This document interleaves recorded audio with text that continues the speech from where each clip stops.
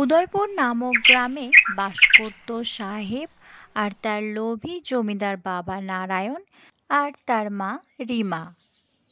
সাহেবের বাবা জমিদার হলেও সে ছিল বড়ই লোভী, আর তার মা রিমাও ছিল খুবই লোভী একজন মহিলা। কিছুদিন ধরেই তারা ভাবছিল তাদের ছেলে সাহেবের বিয়ে দেওয়ার কথা। তারা দুজনেই ভাবছিল তাদের ছেলে সাহেবের বিয়েতে তারা অনেক অনেক পণ নেবে এবং ঘরের জিনিসপত্রও নেবে। বলি কি গো, অনেকদিন থেকেই তো ভাবছি আমাদের সাহেবের একটা বিয়ে দেওয়ার কথা। নায়েবকে বলেছি ভালো একটা মেয়ে দেখার জন্য, কিন্তু নায়েব মশাই তো এখনো কোনো মেয়ের খোঁজই দিতে পারলো না। মেয়ে যেন হয় বড়লোক বাবার একটা মাত্র মেয়ে। হ্যাঁ, আমিও তো সেটাই চাই, কিন্তু তোমার নায়েবের কাজে যা ঢিলেমি। একটা কাজ বললে তা করতে 1 মাস লাগিয়ে দেয়। চলো চলো, আজকে গিয়ে সাহেবের সঙ্গে কথা বলে নিই। এই বলেই তারা দুজনই সাহেবের ঘরে চলে যায় তার সঙ্গে বিয়ে নিয়ে কথা বলার জন্য। কি রে বাবা সাহেব, ভাবছিলাম এবার তোর একটা বিয়ে দেব। হ্যাঁ বাবা, তোর তো অনেকই বয়স হলো, তো ভাবছি এবার একটা বিয়ে দেব। আমি নায়েব মশাইকে বলে দিয়েছি একটা ভালো পাত্রী দেখার জন্য। পাত্রী যেন হয় রূপে লক্ষ্মী, গুণে সরস্বতী, আর বড়লোক বাবার একটা মেয়ে তো বটেই। সাহেব তার বাবার এসব কথা শুনে ভাবতে থাকে তার বাবা মা যা লোভী, নিশ্চয় তার বিয়ের সময় মেয়ের বাবার কাছ থেকে অনেক অনেক পণ চাইবে। জমিদারের ছেলে হলে কি হবে, সাহেব ছিল ভীষণই সৎ আর খুব ভালো ছেলে। সাহেব মনে মনে ভাবতে থাকলো তার বাবার এই চিন্তাধারা কখনোই সে পূর্ণ করতে দেবে না। যদি মেয়ের বাড়ি থেকে ইচ্ছামতো দিতে চায় তবেই সে কিছু নেবে, নয়তো কোনো মেয়ের বাবার উপরে চাপ দিয়ে সে কখনোই কিছু আদায় করবে না। এভাবেই কাটলো কিছুদিন। তারপর নায়েব মশাই একটা ভালো মেয়ের খোঁজ পেল। বাবা সাহেব, নায়েব মশাই একটা ভালো মেয়ের খোঁজ পেয়েছে জানিস। মেয়েটা বাপ মা মরা একমাত্র মেয়ে, সে ঠাকুমার কাছেই মানুষ, আর তার বাবার ছিল অনেক সম্পত্তি, যে সব কিছুই সেই পাবে। এই কথা শোনার পর তারা আর দেরি না করে মেয়েটাকে দেখতে চলে যায়। মেয়ে দেখতে তো খুবই সুন্দরী, আর বাবা মায়ের একমাত্র মেয়ে। বাবা মাও বেঁচে ছিল না, শুধুমাত্র ঠাকুমার কাছেই মানুষ। মেয়ের নাম উষা। উষার বাবা উষার জন্য রেখে গেছে অগাধ সম্পত্তি, আর তার মা বাবা না থাকলেও উষার ঠাকুমা উষাকে খুব আদর যত্নে মানুষ করেছে। উষা দেখতে এতটাই সুন্দরী যে কোনো জমিদার বাড়ির মেয়ের থেকে কম নয়। সম্পত্তি দেখে আর মেয়ের রূপ দেখে সাহেবের বাবার তো মেয়ে পছন্দ হয়ে যায়। উষাকে প্রথম দেখাতেই সাহেবের ভীষণ পছন্দ হয়ে যায়। উষা, আমার তো আপনাকে খুবই পছন্দ হয়েছে। আপনার আমাকে পছন্দ হয়েছে তো? আপনার উপরে কিন্তু কোনো চাপ নেই, আপনি আমাকে সবটাই বলতে পারেন। এই 5 মিনিট কথা বলাতেই আমারও আপনাকে খুবই পছন্দ হয়েছে। আমার মনে হচ্ছে আপনি মানুষ হিসেবে খুব ভালো। সবার সবটা পছন্দ হয়ে গেছে দেখে সাহেবের বাবা আর দেরি করলো না। সেদিনই একবারে বিয়ে দিয়ে বউকে ঘরে নিয়ে আসলো। কারণ সাহেবের বাবা ভাবলো এ পাত্রী হাতছাড়া করা চলবে না।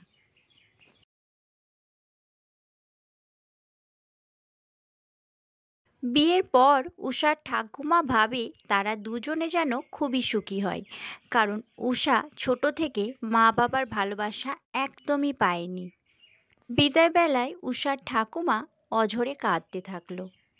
বাবা সাহেব, উষা আমার বাপ মা মরা মেয়ে। আমি কিন্তু ওর যত্ন আত্তিতে একটুও ত্রুটি রাখিনি বাবা।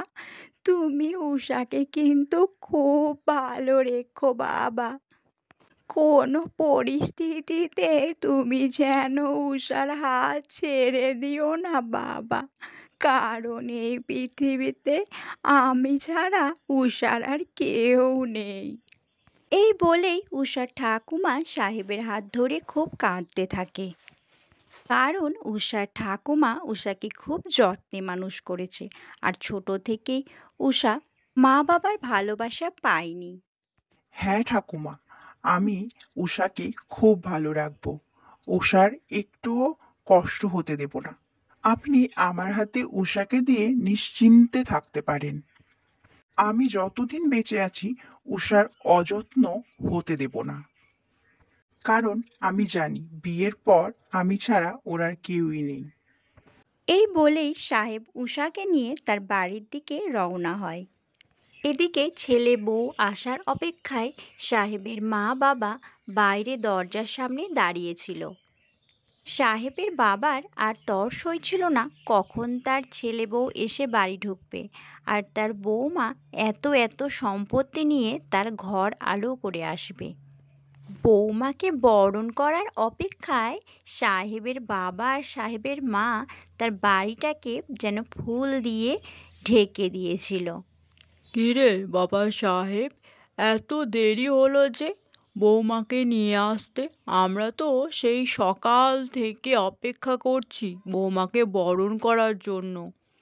দেখো দেখো সাহেবের মা, আমাদের ঘরে স্বয়ং সাক্ষাৎ মা লক্ষ্মী এসেছে গো। হ্যাঁ বাবা, বিদায় হতে একটু দেরি হলো, আর রাস্তায়ও একটু দেরি হয়ে গেল বাড়ি ফিরতে। আচ্ছা মা, এবার তোমাদের যা যা করণীয় আছে তাড়াতাড়ি করে ফেলো তো দেখি। খুব ক্লান্তি লাগছে আর ঘুমও পাচ্ছে, আমি একটু ঘুমোবো। হ্যাঁ হ্যাঁ বাবা, আর তোদেরকে অপেক্ষা করাবো না। বুঝতে পারছি দুদিন ধরে তোদের উপর দিয়ে যা যাচ্ছে, আর একটু অপেক্ষা কর, এক্ষুনি সব হয়ে যাবে।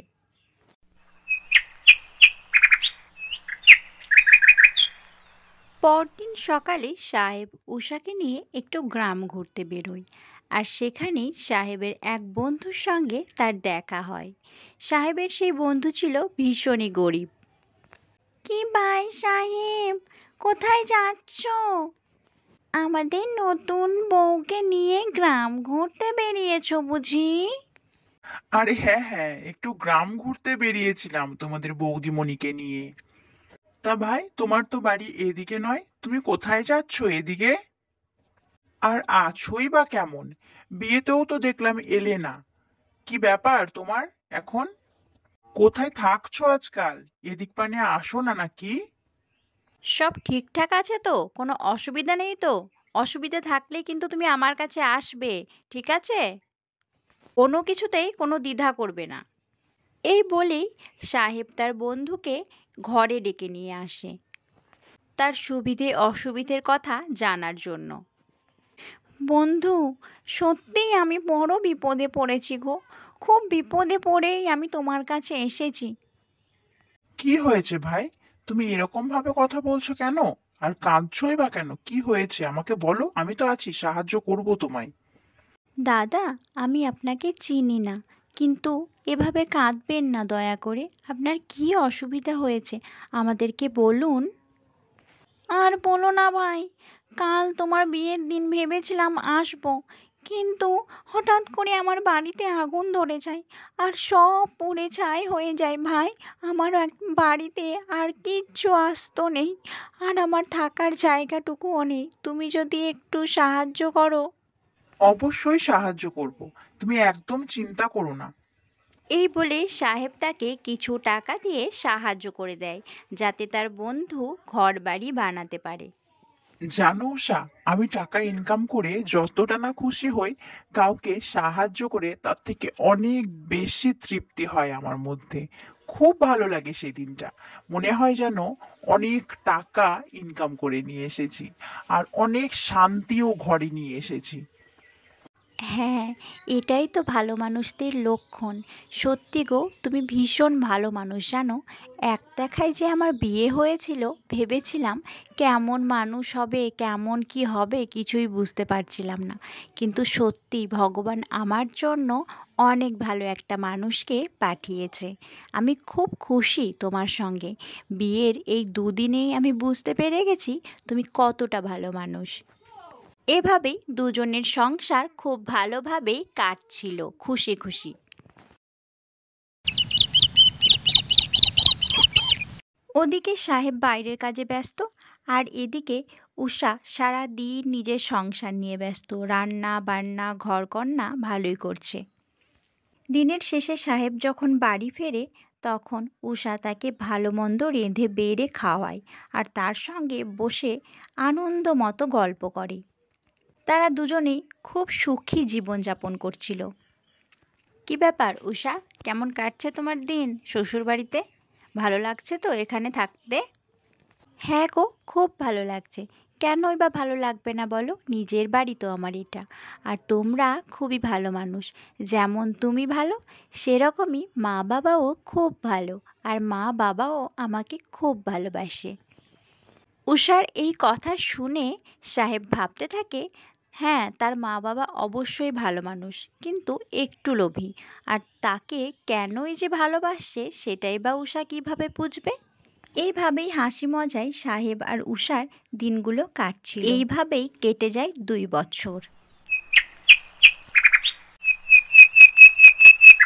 এমনই একদিন সাহেব যখন কাজ সেরে বাড়ি ফেরে দেখছিল উষা চুপচাপ খাটের মধ্যে বসে আছে। কি গো, তোমার কাজ শেষ হলো? কেমন কাটলো তোমার আজকের দিন? হ্যাঁ, ভালোই কাটলো আমার দিন। তোমার দিন কেমন কাটলো উষা? জানো উষা, আগের তুলনায় আমি ডবল কাজ করতে পারি। আরে ওসব কথা ছাড়ো তো, তোমাকে আমার একটা দরকারি কথা বলার আছে। কি কথা উষা? খুব ভালো একটা খবর, তুমি বাবা হতে চলেছ। এই কথা শুনে সাহেব তো আনন্দে আত্মহারা। এদিকে সাহেবের মাও ভীষণ খুশি। সাহেবের মা উষাকে খুব আদর করছিল। সাহেবের মা তো উষাকে এতই আদর করছিল, উষা মনে মনে ভাবছিল এমন আদর তার মায়ের কাছ থেকে কোনোদিনও সে পায়নি। বৌমা, আমি ভীষণ খুশি হয়েছি বুঝলে, খুব খুশি হয়েছি। আর আজ থেকে তুমি কোনো কাজ করবে না, তুমি আজ থেকে শুধু শুয়ে বসে আর ভালো মন্দ খেয়ে দিয়ে দিন কাটাবে, বুঝতে পারলে?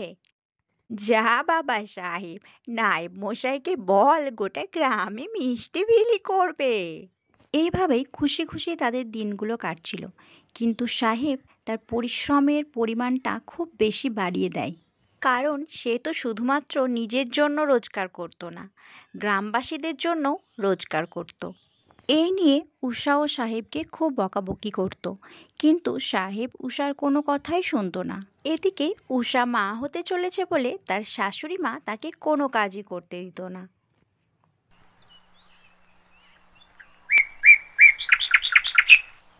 এরকমই হঠাৎ একদিন সাহেব যখন কাজ শেষ করে বাড়ি ফিরছিল, তার ভীষণই শরীরটা খারাপ করে। সে বাড়িতে এসেই আর উষার সঙ্গে কথা বলতে পারছিল না, তার বুকে খুবই যন্ত্রণা করছিল। উষা, উষা দেখো না, আমার বুকে প্রচন্ড যন্ত্রণা করছে আর আমার শরীরটা না ভীষণ খারাপ করছে। উষা দেখো না আমার কি হয়েছে। এই বলেই সাহেব মাটিতে পড়ে যায়। মা, মা দেখুন না আপনার ছেলে কি হলো? কি হয়েছে বৌমা, কি হয়েছে? তুমি এত জোরে চিৎকার করছো কেন? কি হলো তোমার? তোমার কি হয়েছে? তুমি কথা বলছো না কেন? কি হয়েছে তোমার? কথা বলো।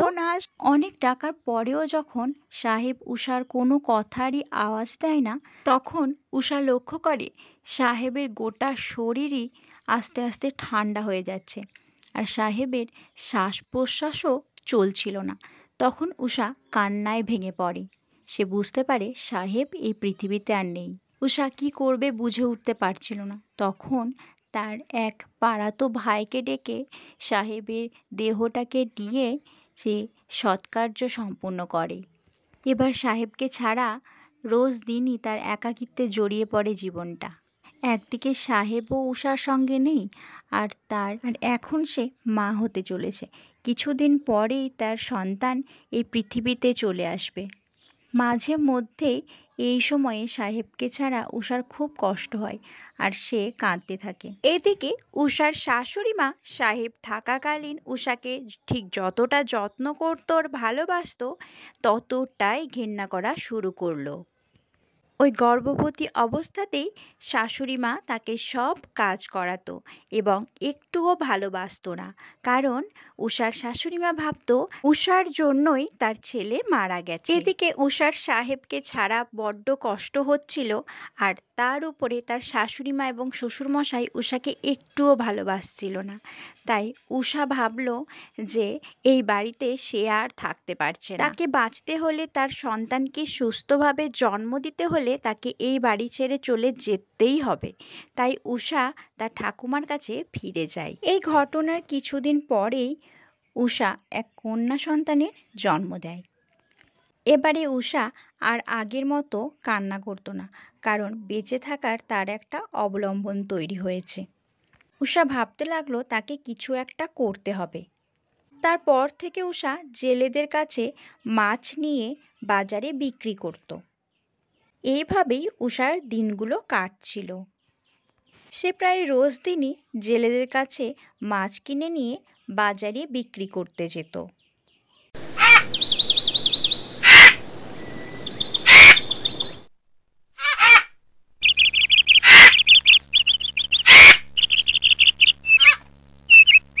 এরকমই একদিন বাজার থেকে মাছ বিক্রি করে উষা বাড়ি ফিরছিল।